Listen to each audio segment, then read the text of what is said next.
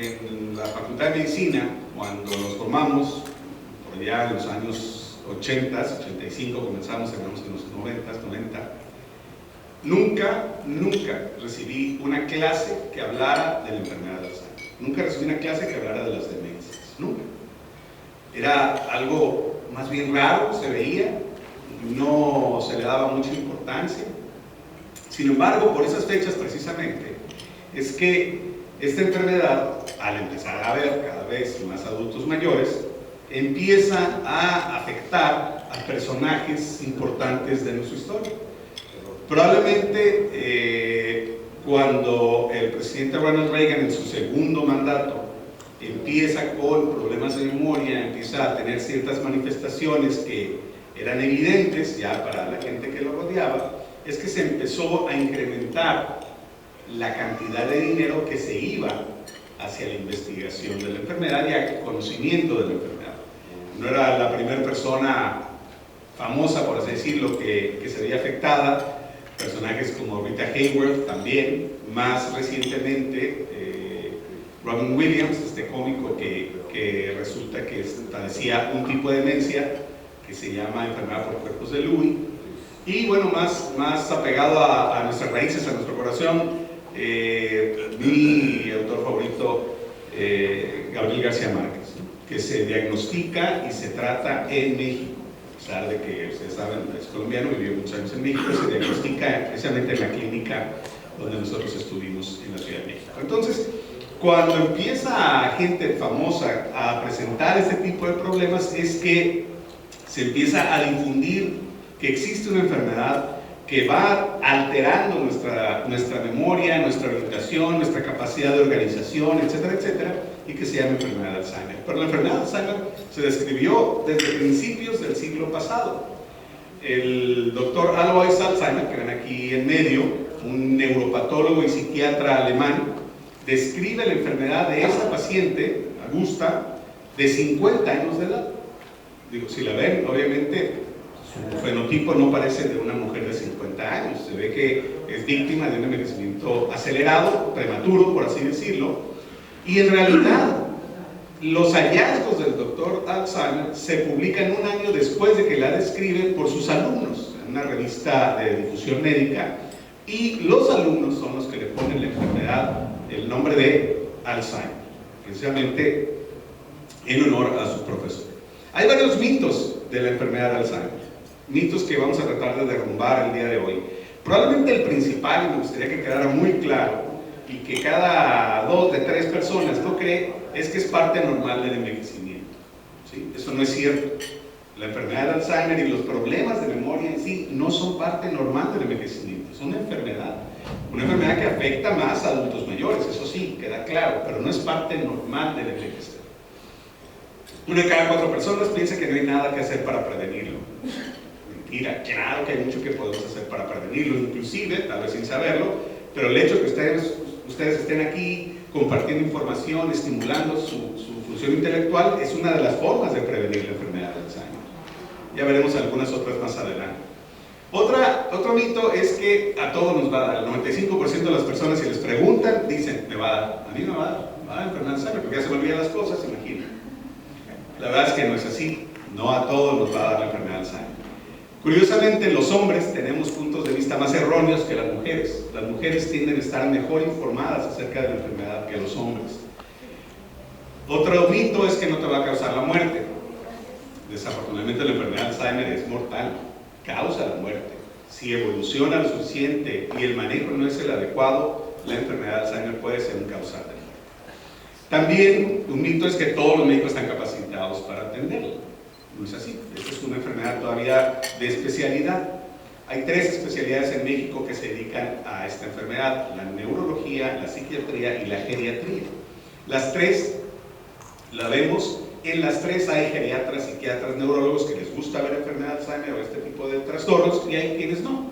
Entonces, aún dentro de estas especialidades hay un grupo de, digamos, expertos en materia de demencias que son los que nos encargamos de ver a este tipo de pacientes. Y otro mito es que no hay tratamiento. También, mentira, claro que hay tratamiento.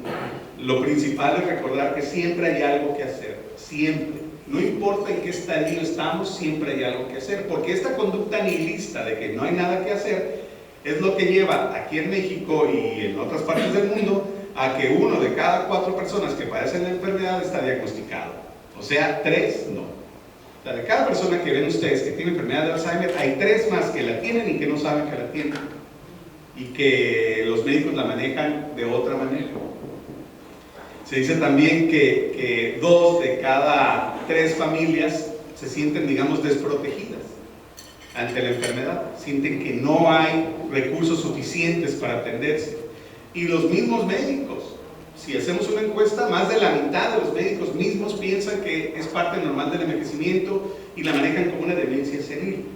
No se imaginan cuántas pacientes llegan a mi consulta donde ya hay un deterioro importante y los estuvo viendo un médico y el médico los catalogó como portadores de demencia senil. Lo que yo les puedo decir es que el término de demencia senil no existe.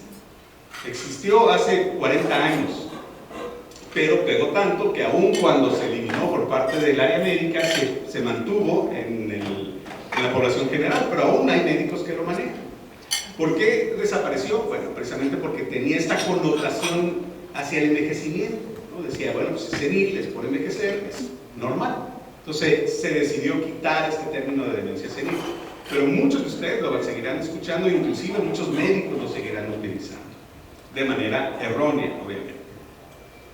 Nosotros, con la enfermedad de Alzheimer, tuvimos datos epidemiológicos más o menos hasta los años 90, por ahí de mediados de los años 90. Antes pensábamos que la demencia en América Latina, en México específicamente, pues era tal vez igual de frecuente que en Estados Unidos, que en Europa, que en Asia.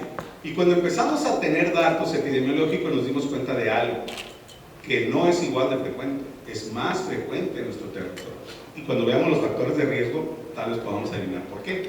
En México, arriba de los 60 años de edad, más o menos 7%, 7.5% de la población tiene enfermedad de Alzheimer, tiene una demencia. 7.5 es muy elevado. Y las proyecciones en todo el mundo nos mencionan que va a irse incrementando esto de manera muy importante en los siguientes años. Se cree, por ejemplo, que conforme nosotros, el grupo etario de mayores de 80 años de edad, se incremente cada vez más, pues va a haber más enfermedad de Alzheimer porque es a quien más afecta. Para el 2040 va a haber por lo menos 9 millones de individuos en América Latina con una demencia. 9 millones. Si nosotros nos vamos a qué es lo que esto implica en costos, yo les puedo decir que en nuestro país, como en otros países de ingresos intermedios o bajos, como les llaman en Naciones Unidas, un paciente con enfermedad de Alzheimer hoy en día cuesta, entre costos directos e indirectos, $10,000 al año. $10,000 al año entre medicamentos, control de otras enfermedades, necesidades básicas de esa persona, más el costo que tiene que alguien se tenga que quedar y dejar de ser productivo para cuidarlo, o de pagarle a un cuidador profesional para que lo haga. Si le vamos sumando todo eso, $10,000 hasta se hace poco. En Estados Unidos, por ejemplo, es muchísimo más. Conforme más avanzada está la enfermedad, más tenemos que gastar en ellos. Y otro mito que quiero derrumbar hoy es que todos los pacientes con demencia tienen enfermedad de Alzheimer. La enfermedad de Alzheimer es la principal causa de la demencia, pero no es la única. Hay otras enfermedades que tenemos que descartar también cuando una persona empieza con problemas de memoria. De ahí la importancia de que acudan al médico, porque hay algunas causas que vamos a poner entre comillas reversibles, que si las tratamos, las manejamos, podemos detener el proceso patológico de esta enfermedad.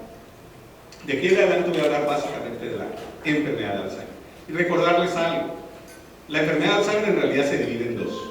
La enfermedad de Alzheimer de inicio temprano, donde las manifestaciones comienzan antes de los 50 años de edad, a los 30 y tantos, 40 y tantos años, es meramente genética, es hereditaria, está localizada en familias muy conocidas en todo el mundo.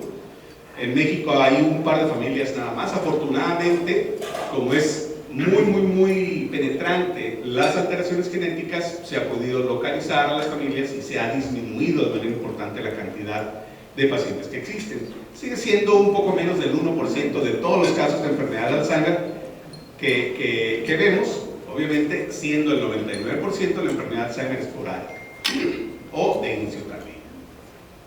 afecta a personas después de los 60 años de edad predominantemente, aunque en algunos casos puede afectarlas desde los 50 55 años de edad.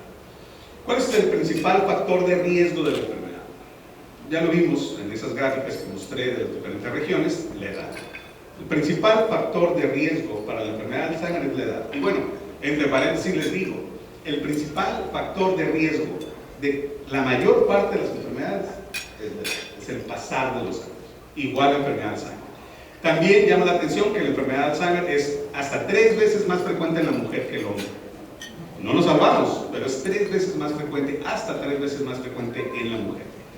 Es más frecuente también a menor grado de educación.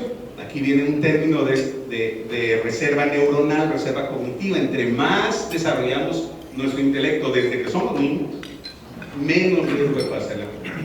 Entre menos lo desarrollamos, alguien que no pudo ir a la escuela, como esta generación de adultos mayores arriba de 80 años de edad que tenemos ahora en México, que tuvieron un grado educacional relativamente bajo, bueno, pues más riesgo de tener esta enfermedad. Y otra cosa muy importante, y que a veces a mí me gusta mencionarlo porque tenemos una idea completamente contraria, es el área rural. Nosotros tenemos la idea que en el campo de México se envejece mejor, ¿no? ¿Por qué? Porque los viejos que vemos en el campo son viejos robustos, son viejos que están fuertes, son viejos que, si los comparamos con los de aquí, se ven menos frágiles, ¿cierto? Lo que no vemos es que son viejos sobrevivientes, ¿sí? De 10 personas que nacieron en su mismo año, nada más está una viva. En la ciudad, de 10 personas que nacieron ese mismo año, tal vez haya 6 vivas, ¿sí? Claro, de esas 6, la mitad o más tendrá alguna enfermedad debilitante, por así decirlo, que lo fragiliza, pero el ambiente es propicio para que pueda seguir viviendo. En el campo no. Y pasa lo mismo con la enfermedad de Alzheimer. La estimulación